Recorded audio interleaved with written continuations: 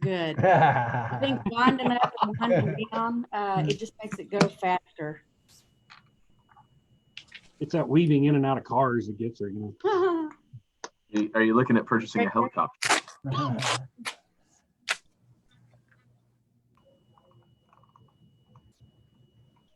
All right, looks like we are up. So just give everybody a quick second to join in here.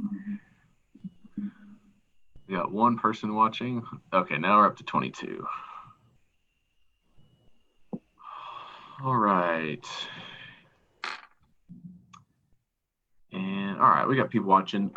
If you're just joining us, Eddie texted, said he was in another county meeting, so won't be joining us, so we won't have any county numbers. I might be able to pull those up here after hospital numbers, but Russell, did you want to go ahead and get started today? Yeah, good afternoon, everybody. Before we get started, I'd just like to ask everybody if they will to just tonight take some time and send a prayer up for our neighbor Jim Horton, who is the CEO in Rankin. He tragically lost his daughter Monday. She's a nurse, was a nurse up in Andrews, and a 27-year-old healthy young lady. And if you know Jim, then you knew Lindsay, because they are just alike. And that's nothing anybody should have to go through. But Jim is one of our partners, works with both us and with Stacy. And I've known Jim and his wife for a long time, and if you'll just take some time tonight to offer a prayer for them, and make sure you hug your kiddos tonight and your loved ones, because nobody's guaranteed tomorrow. And just take some extra time tonight to do that. Medical center, have had 1,204 patients test positive. Currently in the hospital, we have 28 COVID patients in-house. That's 28. None of those are on 7 Central. 15 patients are on 8 Central. 13 patients are in CCU, with 8 of those patients on the ventilator. Currently, our patient list includes 1 from Andrews, 2 from Pecos, 1 from Fort Stockton, 3 from Deering Nursing Home, and 1 from Seagraves, Texas, up the road. We've had 4,325 negative tests. We currently have 39 tests pending, with a grand total tested of 5,568. So 28 is our number today. We've been holding steady in the 20s for a pretty decent amount of time, so we're happy about that. I think just kind of reinforces the mask being worn and what the masks do. And so keep up the good work wearing your mask, and I'll turn it to Kristen if you've got anything. Kristen? I don't have any updates. Hey, Kristen. Stacy, you want to go over RMC's numbers? You're muted. You're muted. I did that. Thank you. Sorry.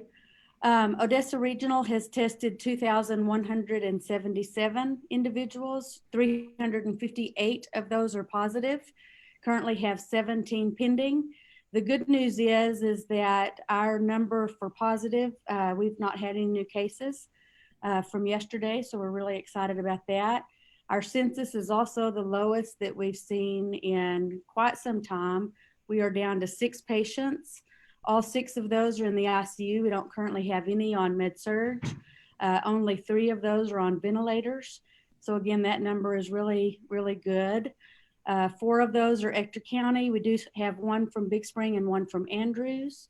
So we had 4 discharges yesterday with no new admissions into the hospital for COVID. So excited again about that downward trend.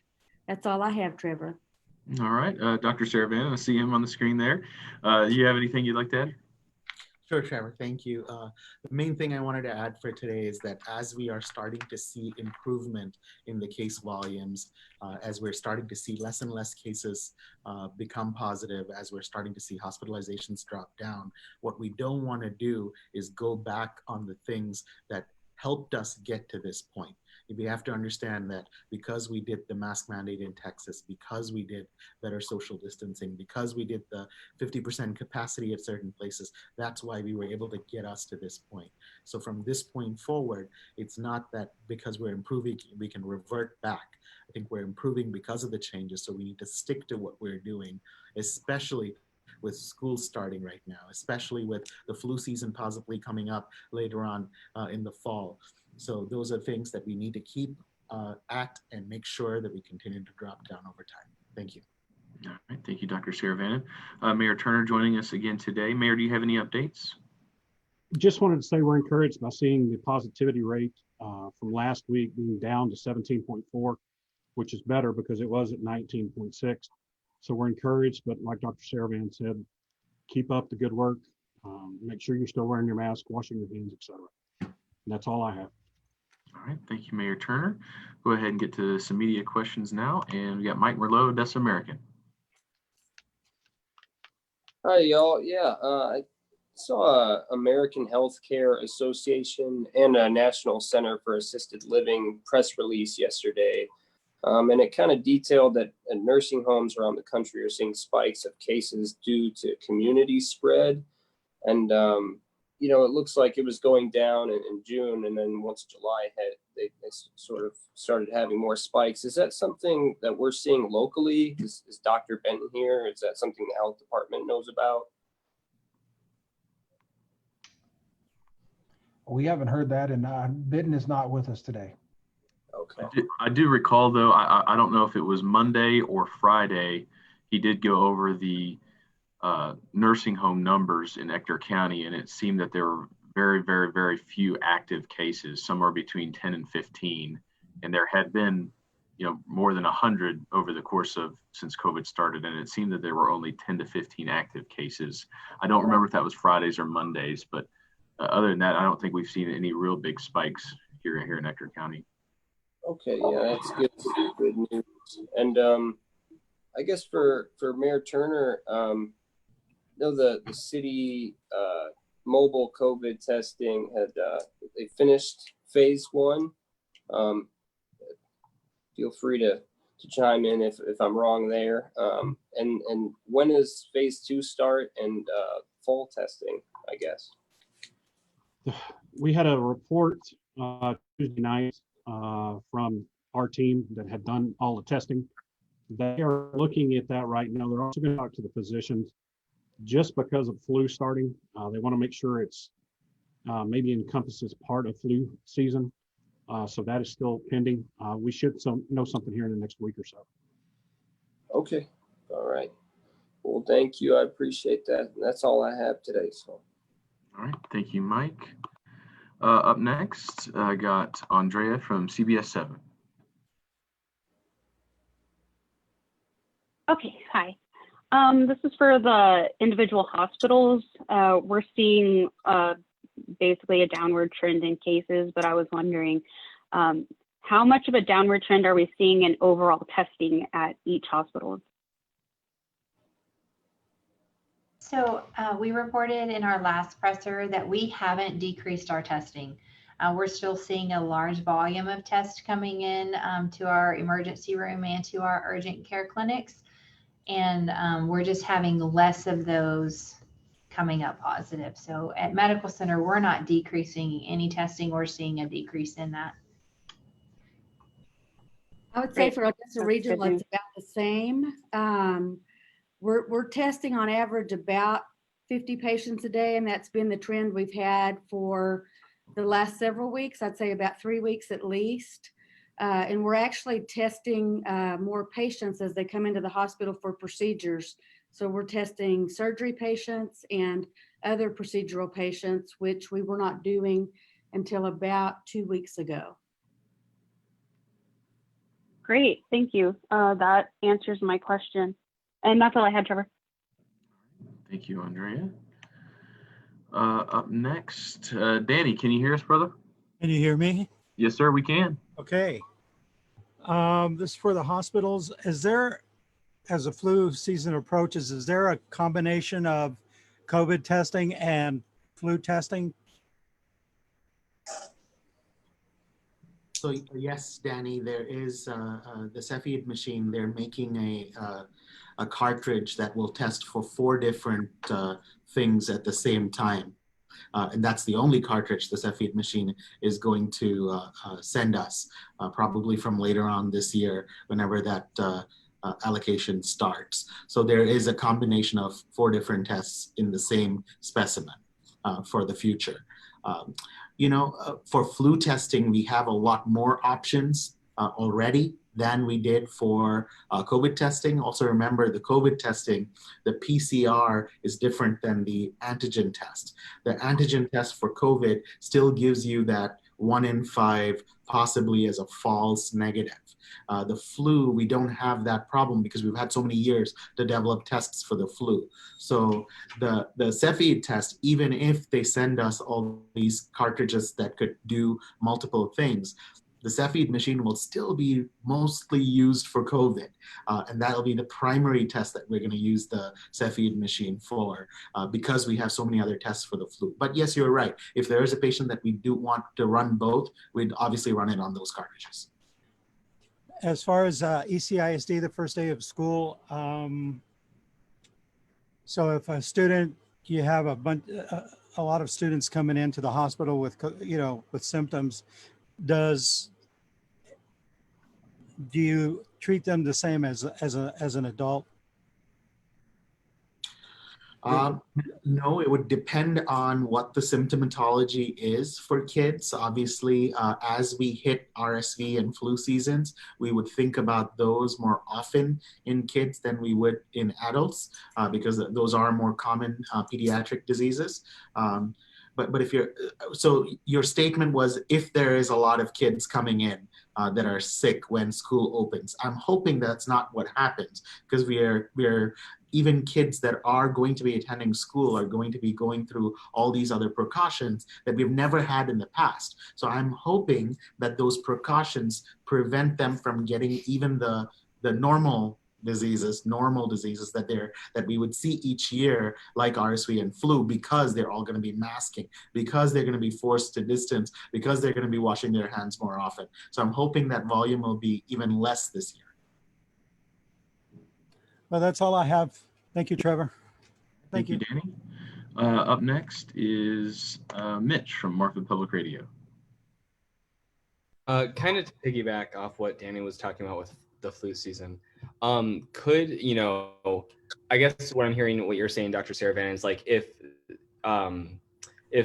kids are presenting flu-like symptoms, you're probably going to test them for flu before you test for COVID. Is that correct?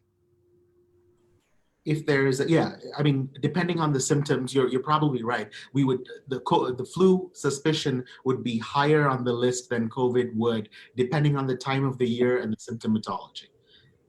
And I guess, for the test that can test for 3 types of flu and COVID, do you expect a stable supply line for that at either hospital, or is that really in question like all testing has been? Yeah, we don't know yet, Mitch. I'm hoping that, Cepheid is hoping that they can provide a stable supply line by making just this one cartridge rather than making multiple cartridges. That's their reasoning for combining these tests. At least that's what they told us in the communication they sent to us. So let's hope that that's the case, and let's hope they can send us as many as we need at the time when it happens. We still don't know, Mitch, how the disease processes will interact, whether one take away from the other or whether they will, symbiotically make things worse. We don't know yet. So we don't know how much the testing need will be either. We don't know how the kids going back to school will increase the case numbers, by how much it'll increase the case numbers. We don't know.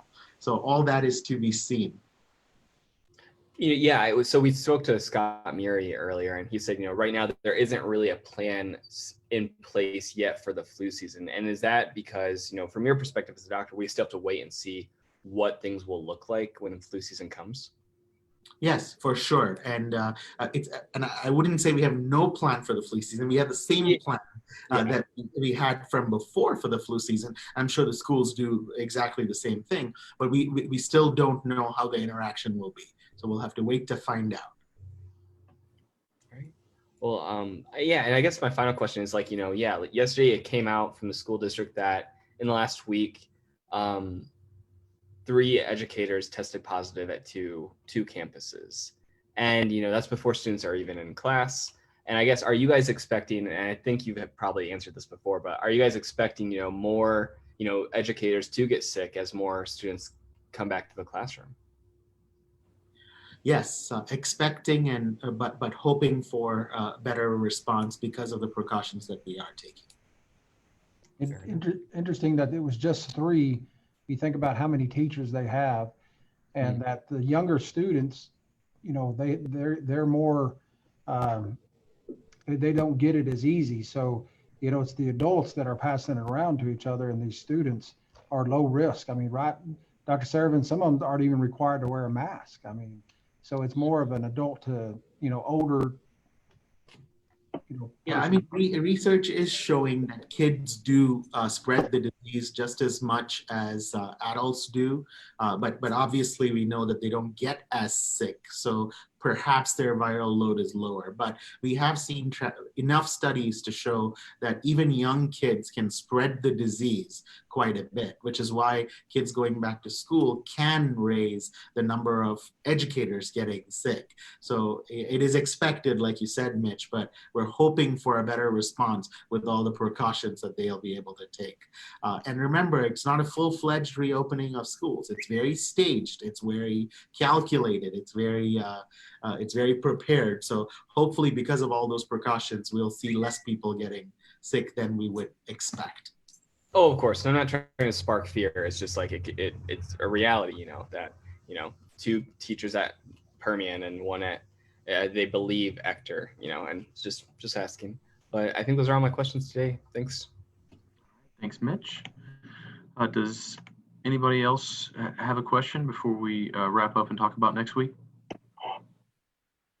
Mayor, I had a quick question for you. I'm sorry we didn't get to talk earlier this week, but have you seen the same level of response to the testing over the last couple of test cycles? Is there still a line, and is there still people waiting to get? Is it still full 200 tests every time? It's still full. We had 1,600 tests, and we tested 1,596. Okay. So some of those you may have been waste or something, but we're still seeing the lines. I really surprised me. I saw Midland's numbers, and they've tested about 13,000. But you look at Ector County, tested over 20,000, which is a huge difference. Well, I think one of the reasons for that difference, Mayor, I think is because Midland Health has stuck to their what they decided early on, which is that they do have to have symptoms or epidemiologic risk before they do the tests. And our testing doesn't really require either. If you come in and say you need a test, you get a test. And so that could be one of the reasons why they're putting everybody through that nurse triage system, then deciding who to test and who not to test, which also means that they're identifying the higher risk individuals to test, and therefore probably have a higher positivity rate, even with a lower number of tests. Yeah, it's just it came to mind because of Michael's question before about whether we're going to continue testing or not, and just thinking about what would be most useful for us to do. That's why I asked. Yeah, it's a good question. All right, we want to talk about next week. Since we've had some positive news over the last few weeks, some fewer positives, and hospitalizations are down from where they were weeks and even a month or 2 ago. Is everybody okay with going down to a Monday, Thursday time frame for these pressers? I know it's important that we get together, but I think 2 days a week would be good, sufficient with each hospital sending out daily recaps as well on the days we're not doing this. Yep. I think even 1 day per week is probably enough. I'll defer to the media, see what they want. Maybe we can try the Monday, Thursday next week, and then if we get through that week and more encouraging signs, then we can just come back on a 1 day a week. Let's try that one. Is everybody okay with that? Yes. Okay. Yeah, and if hopefully signs are encouraging next week, then maybe we can go down to one day a week. So let's do Monday, Thursday, and then we'll obviously be back Friday this week to wrap up and head into the weekend. But Russell, do you want to close us out? I do. Romans 15:13 says, "May the God of hope fill you with all joy and peace as you trust in him, so that you may have may overflow with the hope of the Spirit from the Holy Spirit. Have a good afternoon, everybody. Thanks, everybody. We'll see you Friday. Thank you.